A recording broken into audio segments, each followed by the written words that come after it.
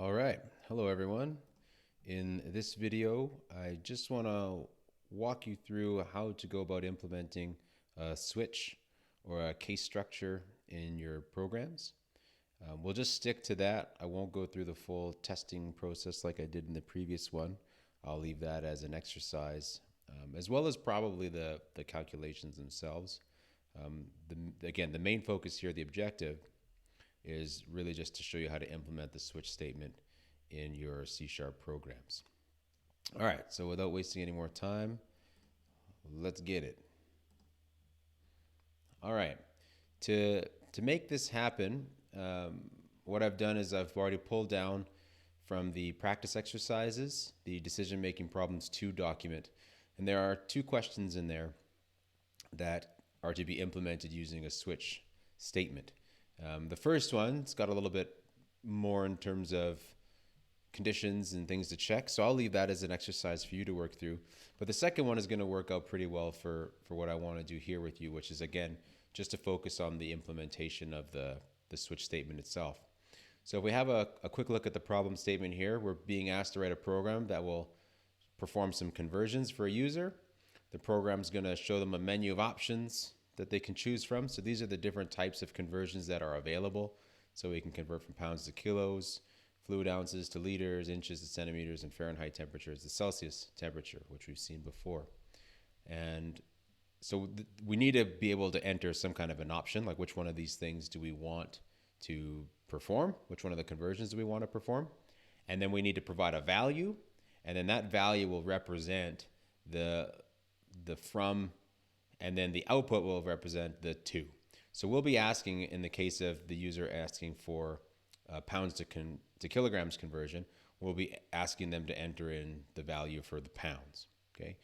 The interesting thing about that is, because we're going to show them an options menu and then ask for a value, we're really just asking for one single variable. There's an input value, happens to be a number type. We can talk about which kind we should use. And the output is also going to be a numeric or number type. So we don't need individual variables for each one of these things. So let's just go through our problem solving process here again. So again, we're basing this on question 2. So we can, first of all, try and restate the problem. And again, it's pretty straightforward. We're going to, let's zoom in a little bit here. Okay, so we're going to perform a conversion, which is chosen by the user. Right. We will, or sorry, the program will prompt for the incoming value.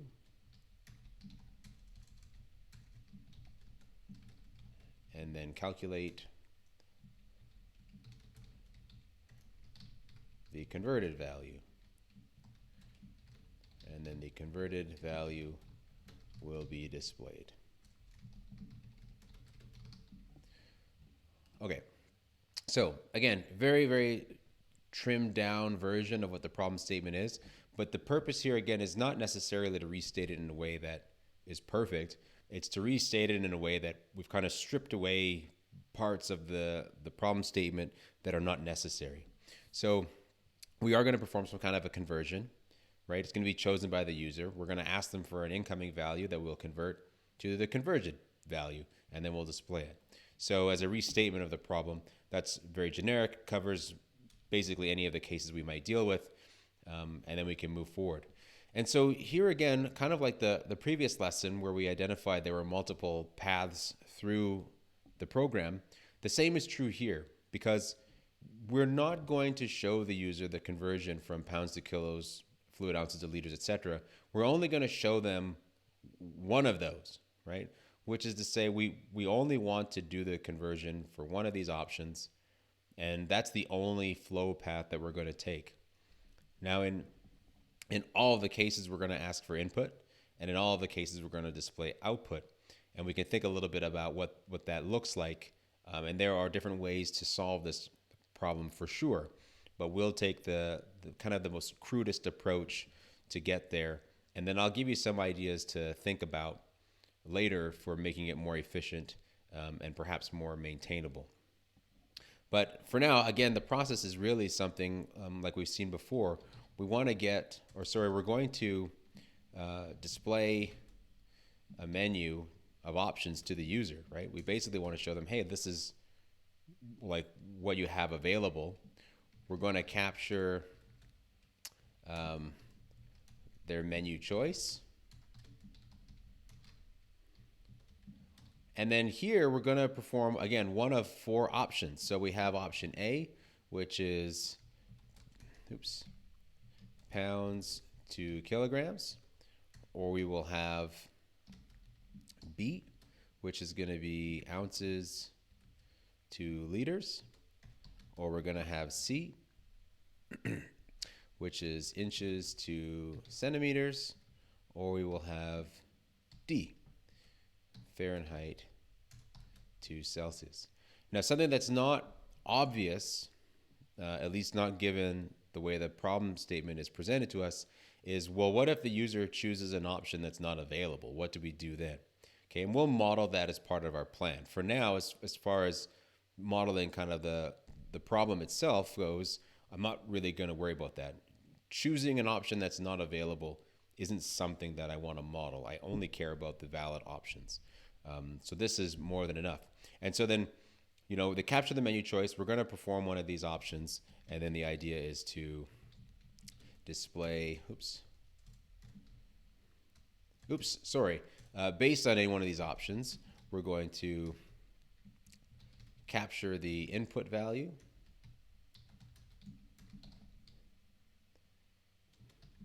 Then we're going to calculate the conversion, and then we're going to display the conversion value. Okay. Again, this is, I'm limited here. I'm doing it inside of Word, but if you had flowcharting symbols available or you wanted to draw it out on a napkin, you could probably get a better visual representation of what this is supposed to look like.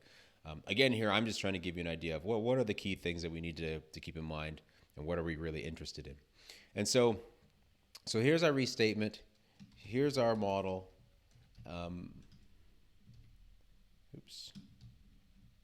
And now we can kind of get into our planning.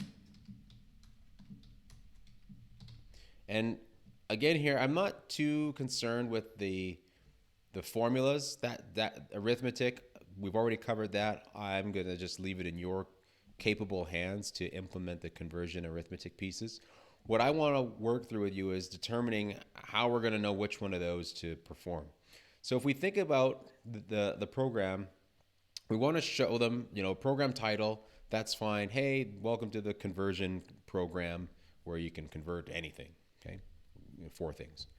And then we're going to say, make your choice, like choose which conversion type you would like. And we need to present some means of which conversion option links to which input. So we're going to ask the user to make a choice, and how are they going to choose or enter their choice? Do we want them to type in pounds to kilograms, or should they choose something like option number 1 or option number 2? Okay, so there's a couple of ways we can go about doing that. And then finally, we want to then decide, okay, well, what are the next steps? How do we prompt them? Do we have a generic prompt where we just ask for an input value and display the output value?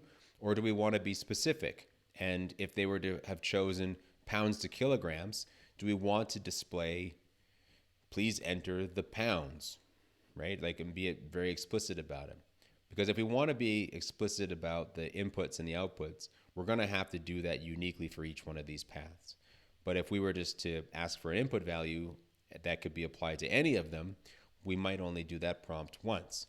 So we have some choices to make. It's not clear here in the problem statement exactly how to go about doing that. So we have some poetic license, if you will, in determining what we think would be the best option.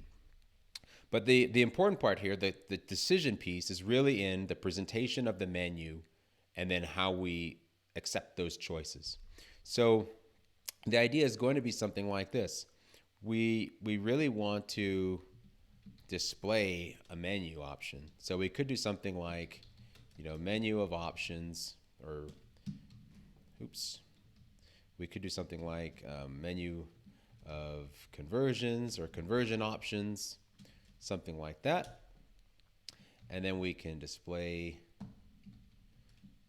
something like, okay, how do we want them to enter their options? So do we want to use numbers? We're very familiar with numbers. We know we can use int parse to get numbers or ints from the user. So we could do that. We could also use chars, since we know about those now. So we could use char options for like A, B, C, or D. It depends. It really is up to you how you want to go about doing it. For now, I'll just implement it using integer values. And again, maybe I'll propose that as a challenge for you to try to do the same thing, but instead of capturing ints, capture char values. So we might say something like option number 1 is pounds to kilograms. And then we can do something like display option number 2 is fluid ounces to liters. And then we can do a display option number 3, inches to centimeters. And finally, display option number 4, which is Fahrenheit to Celsius. Okay, and when it comes to displaying a menu, I like to display the menu, probably have some kind of like a divider here, and we can be as explicit as we like in our plans. You don't have to be this explicit, but sometimes it helps. So we'll do something like this, and then I'm also going to display a blank line, and that's just to give ourselves some separation. So we're presenting the menu, it stands alone, and then what we need to do here is we need to get a choice, right? So we would need to do something like input menu choice or menu option or something like that. Oops. Okay. Now, well, what is the type of this going to be? Okay, so we're presenting, our options. We might even have a separate prompt. So what I would like to propose is that the displaying of the menu isn't in and of itself a prompt for input. That's just information. It's like, hey, here's your options. But we still really haven't informed the user of what they're expected to do. So let's assume we want to capture their option as an int, and that means we need menu choice to be declared as a variable. So I'll go back up to the beginning of this program, and let's declare menu choice as an int, right? Okay, fantastic.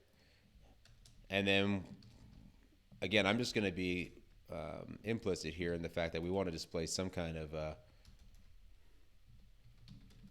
program title. Okay, so that's just like, we could even put that in as a comment. Like, that's a thing I should do. Display a program title. Decide what it looks like later, but do that. Then show them their options. And now after we've shown them their menu options, here we want to prompt them for some input. So we should be explicit in how we ask for that input to come in. So we could do something like prompt, please enter your selection. And we could even, kind of tell them like, well, what is expected? We would do something like, 1, 2, 3, or 4. So now it's clear to the user what they're to do, right? Here's your program title. Here's your menu of options. Please enter a selection 1, 2, 3, or 4. We're telling them exactly what they should do. Now, if they enter in 5 or -10, that's not going to work. We need to deal with that. But we're expecting them to enter in 1, 2, 3, or 4. Okay, so this is just a good kind of best practice for the course. Whenever you're displaying a menu of options to a user, try and display the menu and have a prompt separate from the menu, right? The menu is itself not a prompt. It is just information. You still need to say, hey, now it's time for you to enter something. Use the same prompt logic that we've used in previous programs. Okay, and so after we've captured their input, now we're ready to make our decision. Okay, so it's here where the switch statement comes into play, or our case structure. And again, in pseudocode or flow charting. I've shown you how to do that in the lesson. I'm not too picky about how you implement it here. However you want to type it out so that it makes sense to someone who is going to implement this, that's kind of the important thing. So we might do something like just say, okay, here I want to switch on the menu choice. Okay, and we could say something like, eventually we're going to end this switch. And then in between, we can just model our cases. So we could say the case that the user entered number 1, then I'll just put a comment in here. We want to prompt for, in this example, I'm just going to say input, but you would, we'll do it a bit more detailed. Prompt for pounds, and then we're going to calculate the kilograms. Okay, and then we could say something like here, display kilograms. Okay, so we could do the input, the calculation, and the output for this particular case all in this one place here. And then for case 2, we would do the same thing, case 3, etc., etc. So we could be explicit, yeah, there's a break, and then we move on to case 2. And we would do the same exact things,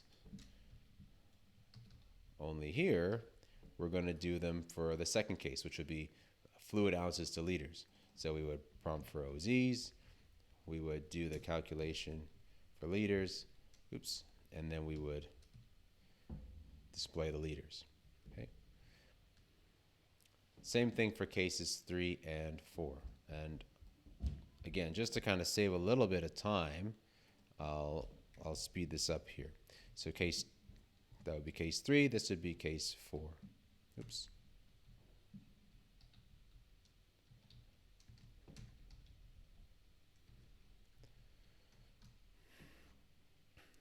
Okay, so prompt for inches, calculate centimeters, display centimeters, and the final one, prompt for F, calculate C, display C.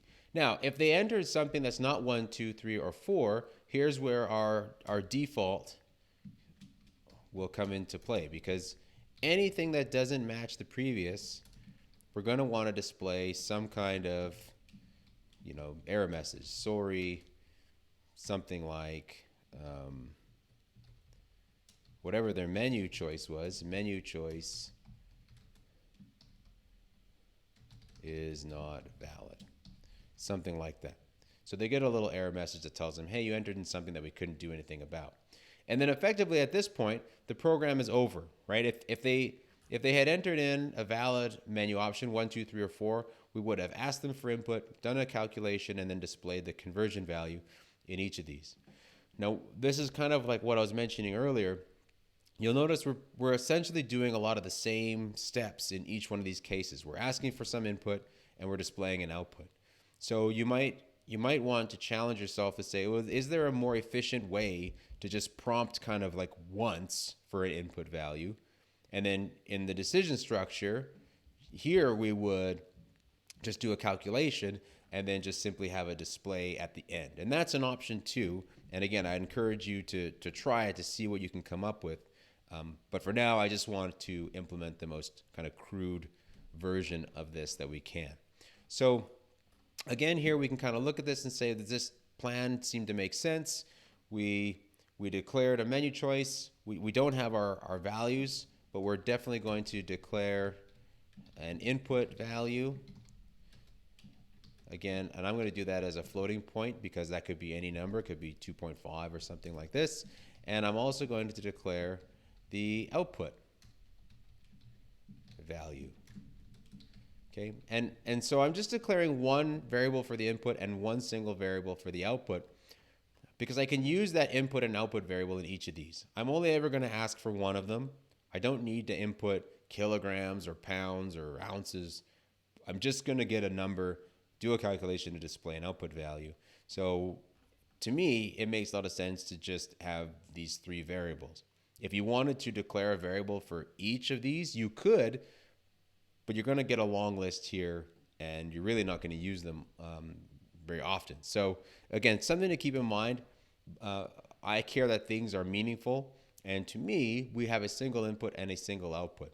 And so that's what I'm going to model in my plan here. All right. Again, I'm going to skip over the idea of how is our testing going to look. I've given you a demonstration for how you might go about doing that in the previous lecture video, so please review that. And I would encourage you to create a test plan for this one on your own. Even take a moment to pause this video right now and complete those final steps for the planning phase. Even put in the actual steps for the cases here that we see in the plan that I have before going forward. I'm just going to focus on the implementation of the switch statement, but you should go through and complete the entire program and make sure that it works. Okay, so now that that's all done, I'm going to go to Visual Studio and begin to implement this solution. So I've already got Visual Studio fired up. I'm going to create a new project. And again, I'm on my Mac, but for those of you on your Windows machine, you know how to go about creating new programs already. So this is just going to be lesson 2. Oops, and I'm going to call this switch and create. And here we go. We've got our scaffold and we're kind of ready to go. We got our plan. Again, the nice thing about having the plan is we're not left now wondering like what to do. I know exactly what I want to do. I'm just going to look at my plan and begin line for line to implement it over here in my program. Okay. We could first of all pop in our summary comment to get that out of the way. So the purpose, we want to put in the author and oops, the last modified. I've got to get a new keyboard. You probably heard me complain a few times about this one. Okay. Again, for brevity's sake, I'm going to leave those empty, but please complete those comments. What's the purpose of the program? Who's the author? What's the modification date? Complete that. A good habit to get into to just pop that comment in there as soon as you begin your program. And so now we can go through here and start to implement these statements. So we've got a couple of variable declarations up here at first. So we've got an int, which is our menu choice. We've got a double for our input value, and we've got another double for our output value. Okay. Then we're going to display a program title. So again, I'm going to just do a little fancy schmancy program title. And I don't know, what should we call this? I'm going to call it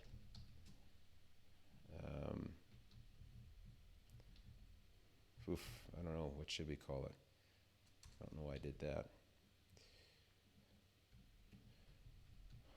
I'll just call it converter program. It's not the most meaningful name in the world, but gets the job done.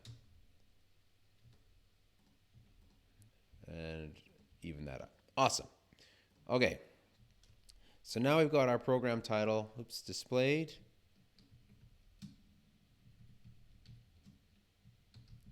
I'm lazy, so let's copy paste that. Blank line to separate my program title from my menu. And this is something, again, it's kind of like an art, but you'll kind of fall into a groove as to like where should we be placing these blank lines. So I've grouped together my variable declarations, but the variable declarations kind of end, and now I'm displaying a program title. So I've got a blank line to separate those kind of logically grouped statements.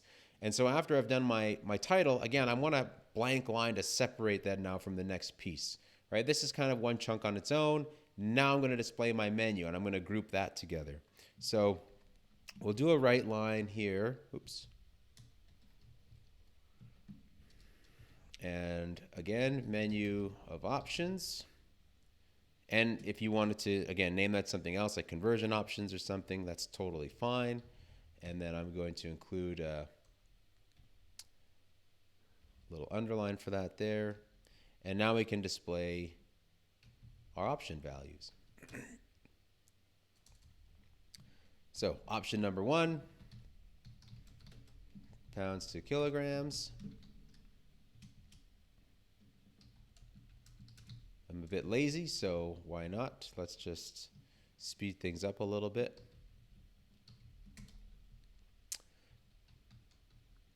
option 2, option 3, option 4. And the second one is going to be fluid ounces to liters.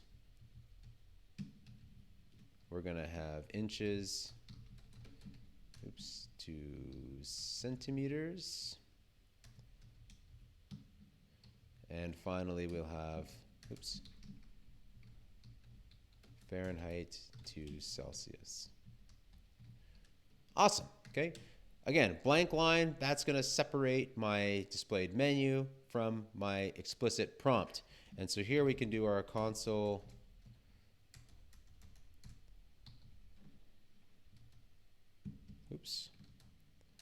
dot write. And what did we say here? Please enter, I'll save the please, save the niceties. Enter selection and be explicit about what that selection looks like. 1, 2, 3, or 4. Okay, so there's our prompt. Move that over a bit so we can see it. And now I'm going to do the input for the menu choice. So menu choice is going to be an int parse. And we're going to parse the read line on the console. Okay. Again, that's one single prompt. I'm going to use a blank line on my source code to separate that logically from the next bit of code. So you can see there's a pattern here, right? These 3 statements are grouped, these 4 grouped, etc. So and use blank lines strategically. And just one is enough. Don't pile in like 3 or 4 because you think it reads better. It doesn't. It just takes up more space and means more scrolling. One single line is enough to show that visual separation. Okay, and so now we're getting into the new piece here, which is to implement our switch statement. So we use the keyword switch, and then we, in the parentheses, specify the variable it is that we want to do an explicit match for.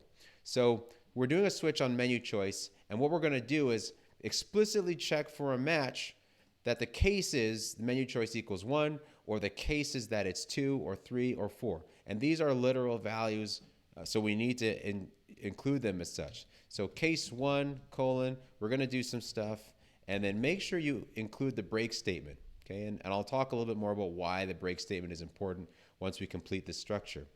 Again here, I'm not going to do the actual prompts and conversions. I'm just going to put a console write line statement in here just to illustrate that, yes, we were able to get into the proper decision alternate flow line. But I'm going to leave the prompt and the calculation and the output for you to do. So you do it. I'm just going to build this decision structure within which you can put those statements. So console write line, this is case number 1. So this would be our pounds to kilograms option. Okay, so I'm just going to leave that in there. And break, if it was the case that your menu option was number 2, I'm going to do a console write line and same thing. I'm just going to identify which option we should be dealing with. So this should be fluid OZ to liters. Awesome. Break. That's the end of that case. I don't want to do anything else in this switch statement. Case 3. Again, console, write line, and this is going to be inches to centimeters. Awesome. Break, that would be the end of case 3, and then finally we have case 4. And this is going to be the F to C, Fahrenheit to Celsius. My descriptions got shorter as I went along here. Control cannot, yeah, that's fine. Okay, break, okay? And now finally, if it was the case that the user did not enter 1, 2, 3, or 4, right? Menu choice does not equal any of these. This is where we will specify our default. And this will capture anything that doesn't match anything that was above it. And so here I'm just going to say console.writeLine.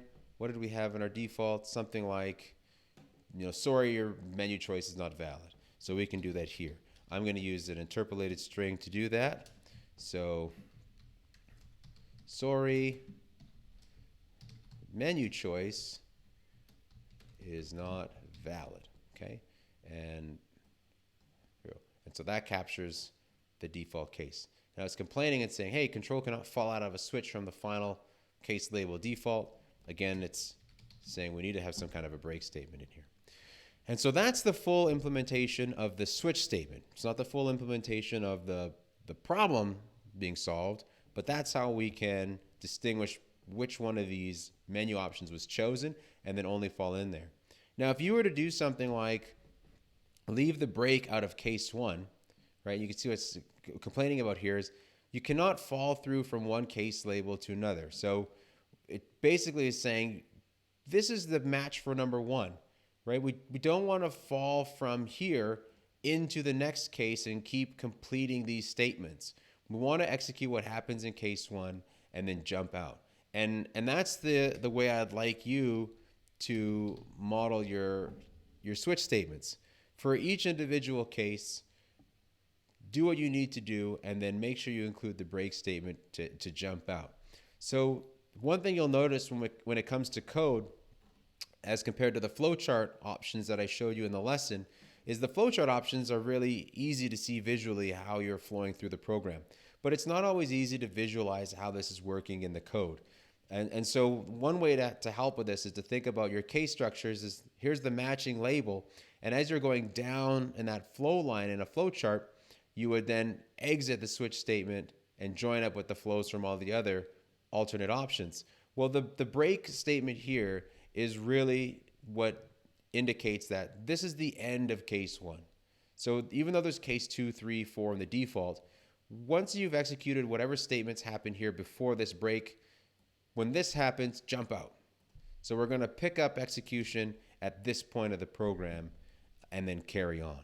So in this example, I'm just so we know we've reached the end too, I'm going to put it in one final right line statement. And this just indicates that we've reached the end of the program. Again, it's not necessary, but I just want to be explicit about that. So put a blank line in the end of the program so that we can see that we've reached that. Okay, and so that's it. This is how we can implement our switch statement. So now we're ready to give this a test. Again, we should have some kind of a test plan. I encourage you to create one prior to getting to this stage. So if you need to, like I said, take a pause, create a test plan, and then see if your test goes along with the implementation.